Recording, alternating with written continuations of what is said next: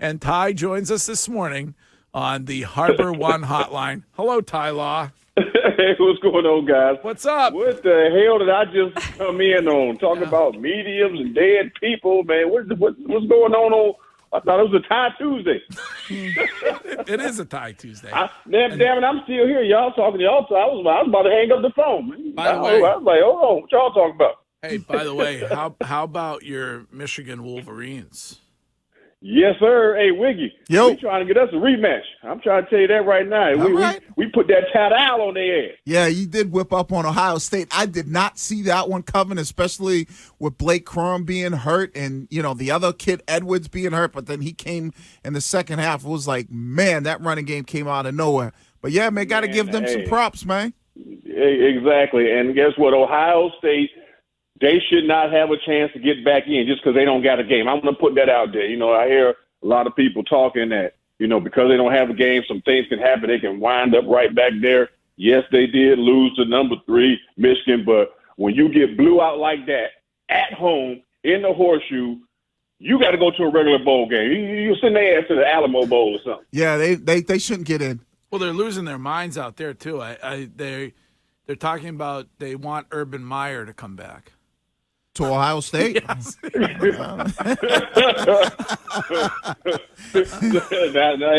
you know what? And I bet you that they will probably do it too. But you know what?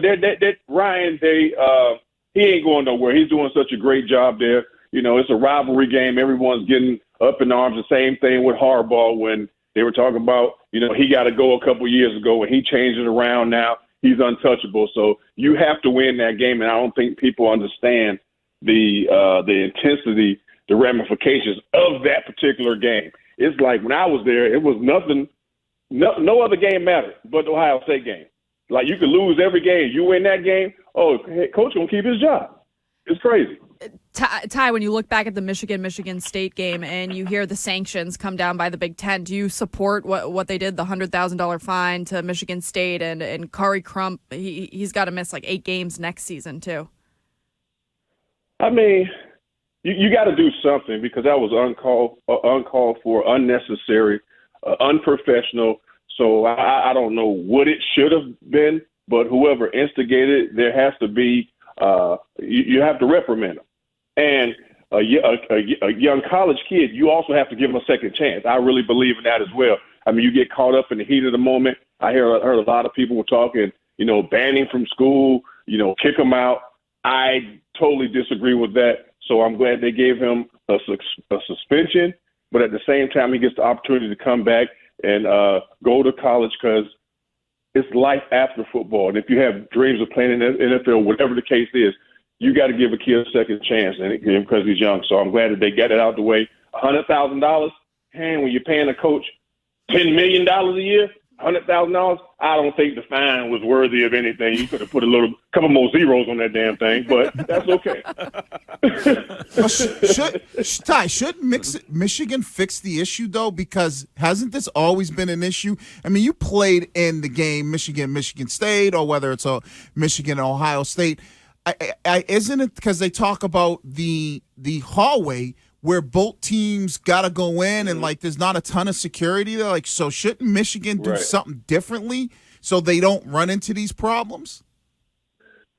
I mean, you shouldn't have to run into those problems when you're playing football. It's about playing football and not about how the stadium is made. People are intense. So you have to have good people, have some security there or whatever, but it has not been a problem when I was there.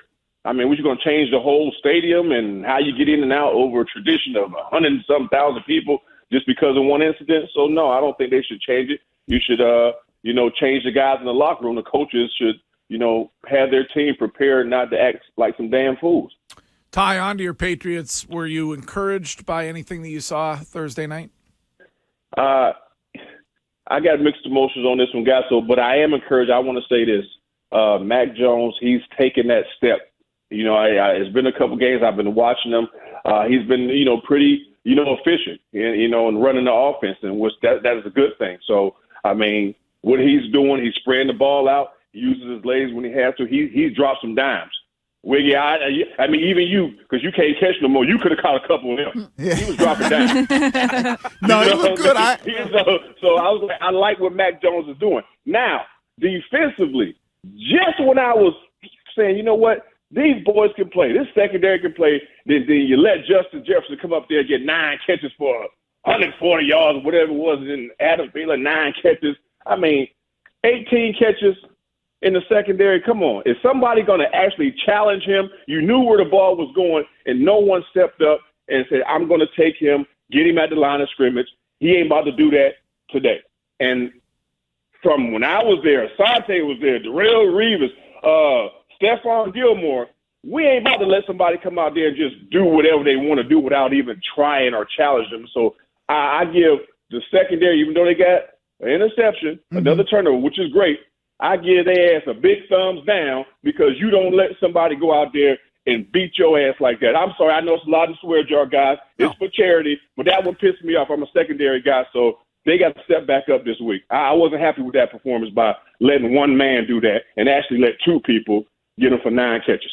Well, Ty, if you are a little bit unhappy with that, don't you have to be concerned then looking, especially from the secondary factor of what this team's got coming up? Stephon Diggs this week. The following week, they're going to get DeAndre Hopkins. The following week, they're going to get Devontae Adams. And the following week, they're going to get Jamar Chase. And then the following week, they're going to get Tyreek Hill and Jalen Waddle, and then finish up with Steph Diggs.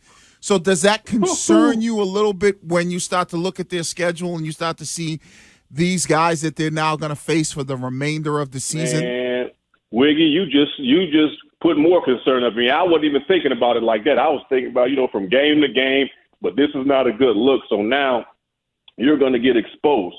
People are going to come at you. So when you're talking about that list of receivers, they didn't do themselves any favors by letting somebody go off like that.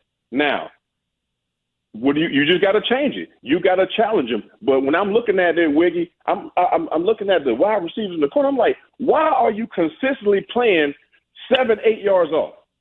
I don't understand it. If it's a 3rd and 3, 3rd and 4, why are you playing 7, 8 yards off?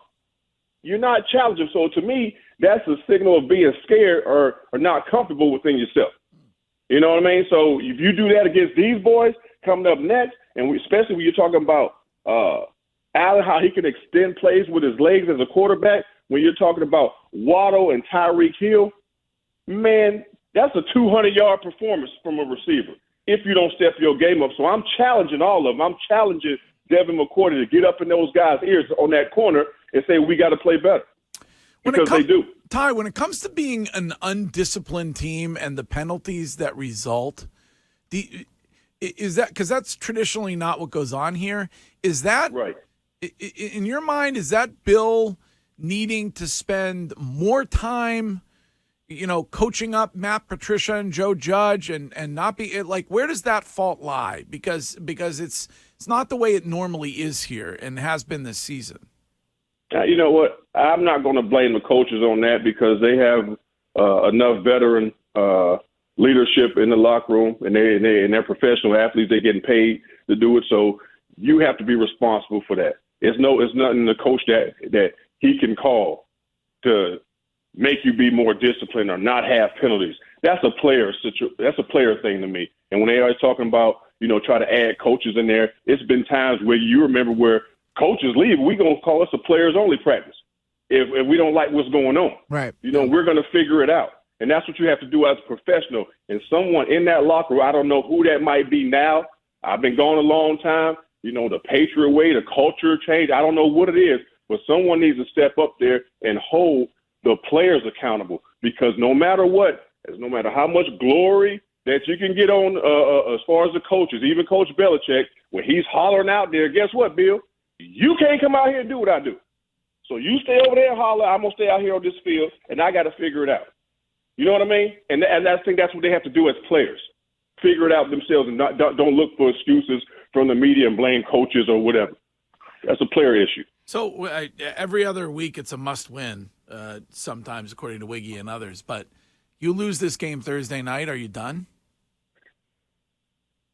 I mean, you didn't help yourself by losing.